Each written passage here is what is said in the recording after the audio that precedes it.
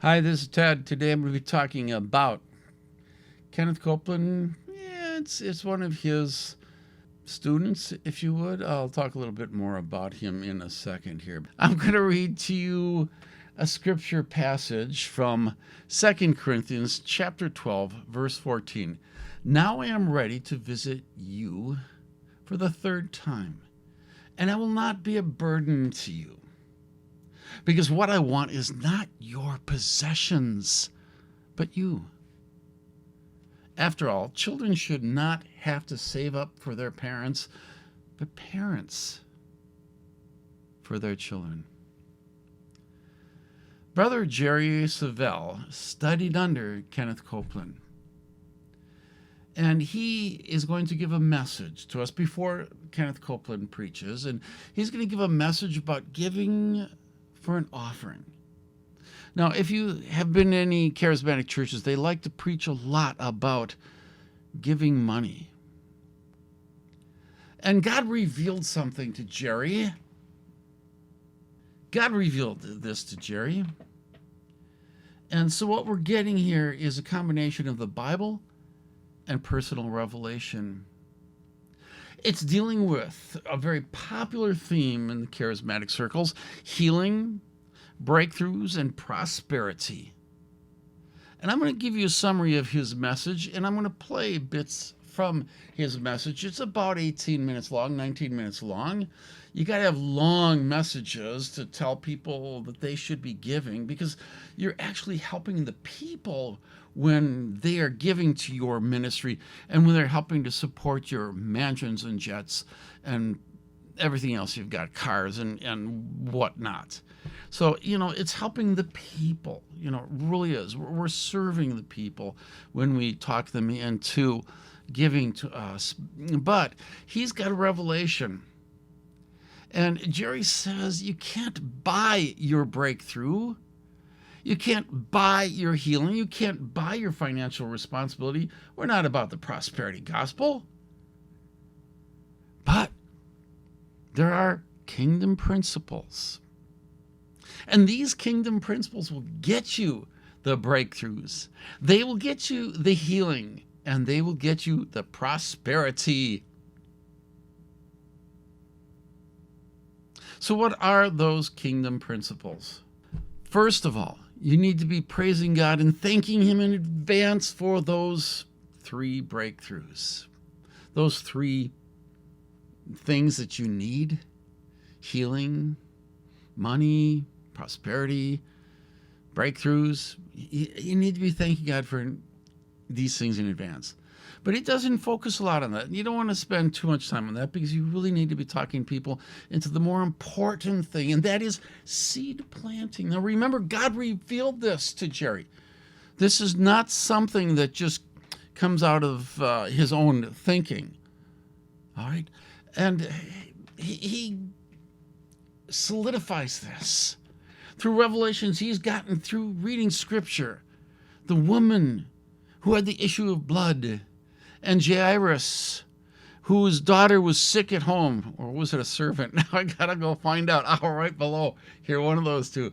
But these two are a package deal within the Gospels. They are tied intimately together. And so he deals with both of these. So he's got the servant, or the daughter of Jairrus, and the widow. Both of them do something to plant seed. The one touching and sacrificing her reputation. The other one sacrificing his reputation, but they're planting seed. And that seed produces tremendous results. He also talks about Elijah and the woman who had nothing left except a little bit she was going to give to her son and herself before she died from starvation, because there was a huge famine throughout the land. And Elijah says, go ahead and prepare a meal. And she did. And after she prepared that meal, she had oil left over.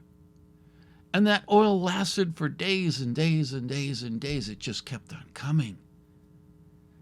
And they were fed. Why? Because she planted a seed.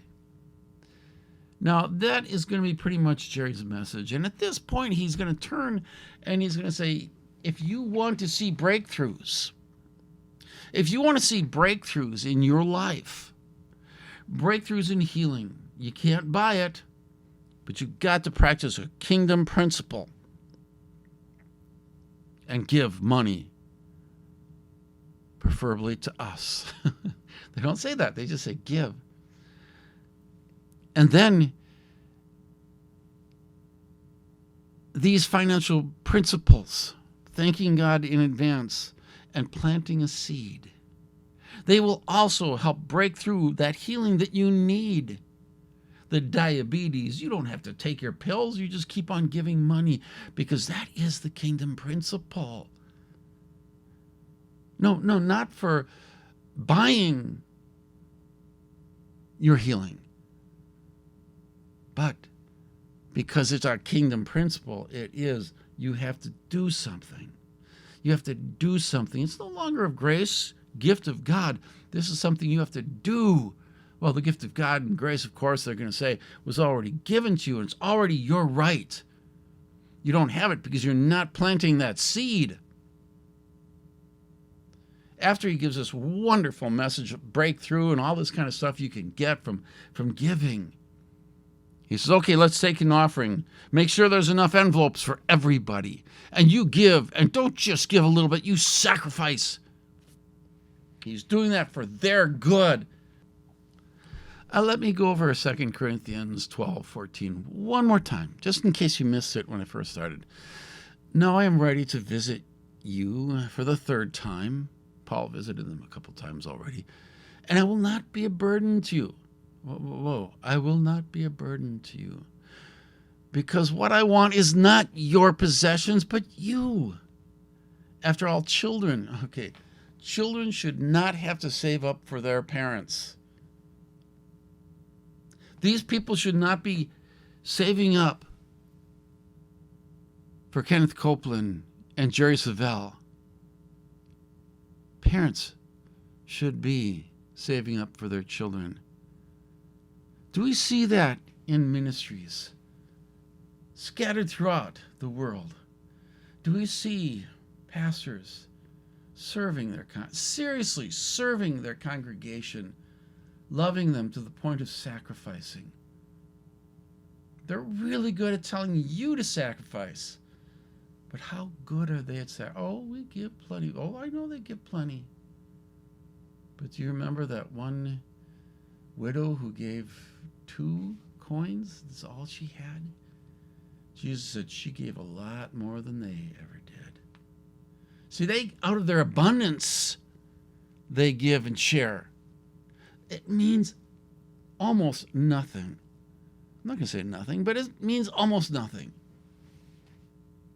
But those who give so much to them is a whole different story, isn't it? I'm going to leave it at that. You all have a good day.